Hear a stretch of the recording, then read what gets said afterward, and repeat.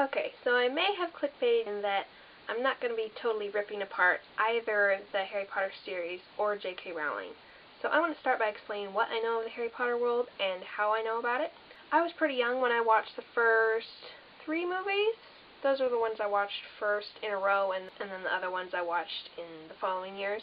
And more recently, I've also read fan theories and headcanons and that sort of thing, just commentary about the series and stuff online. And of the movies, I've watched up through 6 all the way through, and I've seen little bits of the last 2. So that's how I know what I know about it. And I also want to explain that I absolutely adore the world that J.K. Rowling created. All the wands, the way that the Wizarding World interacts. Sorry, my cat was just meowing at me. I love the way the Wizarding World interacts with the Muggle world, and I really like all the creatures, like hippogriffs, and I like the Book of Monsters that goes rah rah rah rah rah. I love all that kind of thing, and I really, really love the characters, which is gonna come up big time.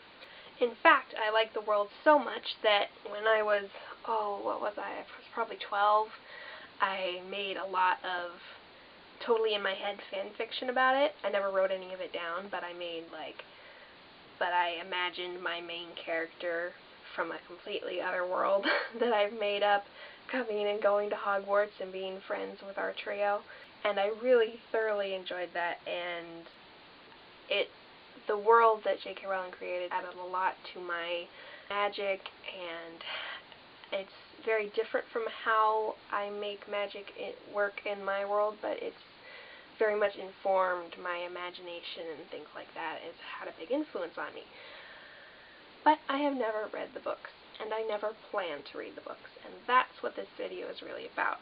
I just wanted to give you a bit of background so you know why I have such strong feelings about this. First of all, no matter what series you're dealing with, it can be very difficult to switch back and forth, either from books to movies or from movies to books.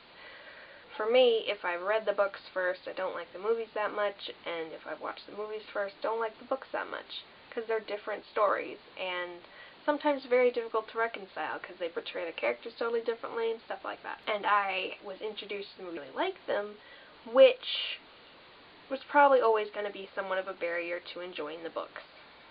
With The Lord of the Rings, I watched the movies first, watched them when I was 8 years old because my mom really liked them, and I absolutely adored them so much. But I was able to read The Lord of the Rings later and still enjoy it quite a lot. I think the movie did a really good job of capturing essence, if not everything. Unlike if I had read the book first and then had watched the movie, I don't think I would have liked that as much, because, for example, Faramir, I liked him a lot in the movies, and then when I read the books, I liked him even more. Whereas if I had grown attached to the book version first, who's even nicer, and then had him portrayed less nicely in the movies, that might have been upsetting for me. Whereas with The Hobbit, I can't even reconcile those two things. Those are whole, completely different stories. I experienced the book first because my parents read that to me as a child, and of course the movies weren't out until I was a teenager. And while I think that the movies did a great job of capturing the mood of The Hobbit as opposed to Lord of the Rings, as it's much more of a childlike thing, and I really think that the CGI and all of the little jokes and sillinesses that were in the movie wouldn't have been good for the Lord of the Rings, but they were really great for The Hobbit. But a big difference is Keely and Feely just don't come up that much. They're not that important, and Thorin is an old man. He's certainly not Richard Armitage, and thus when they die, care didn't have an emotional effect on me that much. I appreciated the relationship between Bilbo and Thorin, and how it was nice when Thorin died that in the book Bilbo, she gets like this sometimes, how in both the movie and the book they get to talk before Thorin dies. I don't consider it. So because I had read to me The Hobbit beforehand, I was very much prepared for those character deaths. And ahead of time distanced myself. Now we come to why I have no ever reading the Harry Potter books. Finally. Basically, I have a problem with character death. If you have either read the books or watched the movies or heard any discussion about any of it, you will know there's a lot of character death in Harry Potter, and that the character deaths tend to be characters who we are very, very emotionally attached to. I don't like that.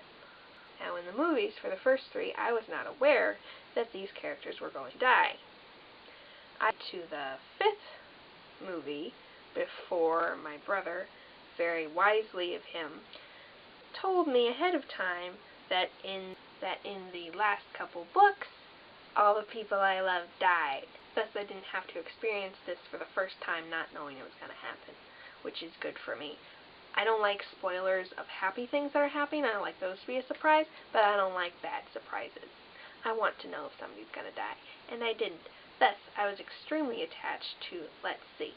First of all, my tip-top favorite. He's my favorite character of the whole series. I didn't know he was going to die. I didn't know that. He was my favorite. Why would you do this to me? Then there's Dobby, who deserves so much better, who was also a big, big favorite of mine. Sirius Black, which I was warned ahead of time for, but I was not warned before I was emotionally attached. I was very attached way before. And when my brother told me what happened, I was very upset. First of all, he told me that one.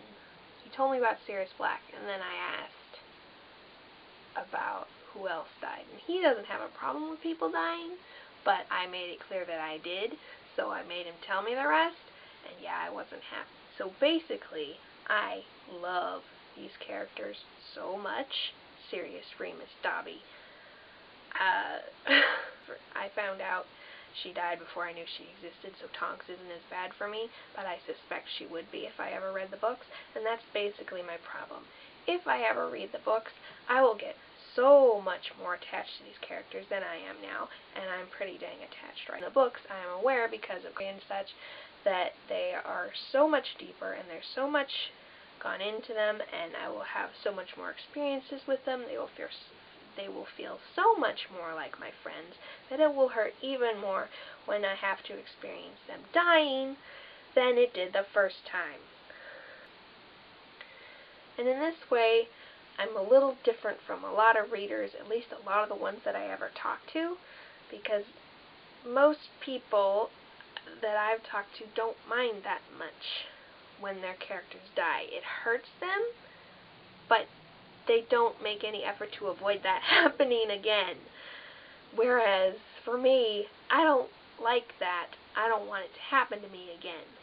If I'm going to have my feelings hurt that badly, I'm going to have my heart ripped out and stamped on, it's going to be by an anime. Because animes and video games that are very much like anime, like Fire Emblem, they have the depth that makes it worth that, whereas I have never experienced any book or anything, including Harry Potter, that has been worth that. Plus, in favorite deep thing that I'm okay with people dying in because it's amazing, Fire Emblem, usually only like 2 or 3 characters die, and usually they're like a friend of a friend, like they're a friend of a main character or something like that. They're not my friends. They're not people I've had time and experience with, and they're not my personal friends, which Remus and Dobby and Sirius Black were my personal friends, and now they're dead. And for me, this will, in the moment that I experience it, a character death, will put me into a funk for multiple days, and I'm just sad and down, and it's a different feeling from when I have a depressed day. A depressed day, I can usually take myself outside of it and recognize that these feelings are irrational and distract myself and be happy. Whereas with a character death, I have every reason to be upset because someone I loved is dead. It's just like real world grief to me, because not only does it hurt when I experience it, anytime I think about it in the years afterwards, it hurts again. They might not have been as big of a part of my life as real world people, but they were as real to me. In the case of Harry Potter, they were not quite as real to me because I didn't read the books. I had only watched the movies, I have only watched the movies, and thus I'm not as attached to them as I could have been, as I will be if I ever read the books. And thus, that is my reason for not reading the books. Not so much avoiding the awareness of their death, which I already have, but avoiding becoming more emotionally entangled with these characters who I know don't make it. I've heard a lot of commentary about books and stories that don't have a lot of character deaths, that, for example, include wars, as this series does, that in war people die. That's reality, that's how things should be written. But for me, I don't like reality. I don't want my fiction to be like reality, because reality sucks. I want escapism. Thank you very much. So, just so you're aware, whenever I recommend a book to you, it's not going to be one with character deaths. Or if there are character deaths, they're not going to be ones that are your personal friends. They're going to be friends of friends. You're not going to like them very much, or they're not going to be really, it's not going to be the sort that's going to stab you in the heart. If I'm recommending something such as anime or Fire Emblem that will stab you in the heart, I will tell you ahead of time. And then you can make the decision whether you think it will be worth it to you to experience that for the good aspects of the anime or whatever. So basically, the reason I'm making this video is to kind of explain my thoughts about talking to people about this, and how I very much enjoy talking about the Harry Potter series, because I know a fair amount about it, and I really like the characters and the world, and I like talking about them insofar as stuff that happens up through about the 5th book. I totally love the 5th movie, by the way. But anyway, I really like to engage in discussions about this. What I don't appreciate is when people who have read the books talk down to me because I haven't, because I don't want to. Or when people, not specifically talking to me usually, but talk about people who have only watched the movies and not read the books disparagingly. For some people, it's maybe because they're not book people. For some people, it's maybe because they're like me, they don't want to experience it. Now, for people who aren't book people, that kind of sucks. I don't understand those people, but I'm not going to not be willing to talk to them about the stuff that we do have in common, and to talk about Harry Potter. It's just so much fun. And if you don't know as much as I do, I will tell you whatever you need to know for the sake of whatever conversation we're having. In general, I don't like to talk about fans of anything, and there are a fair amount of people out there who feel the same way, don't like to separate fans out. And there are definitely other people who don't disparage people who have only watched the movies. But another thing is, not specific to Harry Potter, but there are a lot of book people who are a little bit snooty about people not being willing to read things with character deaths.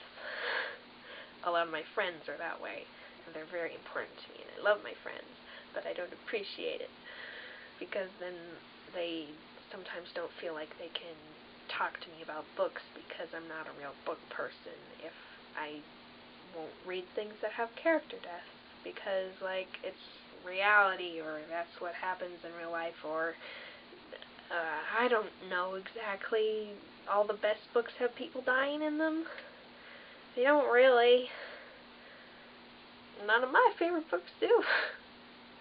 So basically what I would say through all this talking that I've been doing is that I still consider myself a real book person. I just have different tastes than a lot of people, and I think that's okay. I also am not huge on love triangles, even though a lot of people like those. I hate them. But that's okay, and I'm gonna try my best not to be snobby to people who do like them. I'm gonna try. Because a lot of the people who I like really enjoy that kind of thing. And Also, if you ever read my books, they're not going to have character death in them. Maybe the occasional antagonist, although I don't think much of killing off antagonists, especially if it's in one of those cliched ways where they try to attack and then it gets bounced back on them and then it's their fault they die. I think that's really cliched and I'm not going to do that either. I'm more of a bad guys go to prison kind of gal. Personally, because as someone who's had mad depression, I know there are fates worse than death. And those are what I wish upon my villains. But I just want to say that's how I feel about books with character deaths, and it's okay if you feel differently. I just hope you will be nice to me and still talk to me about books even though I feel this way.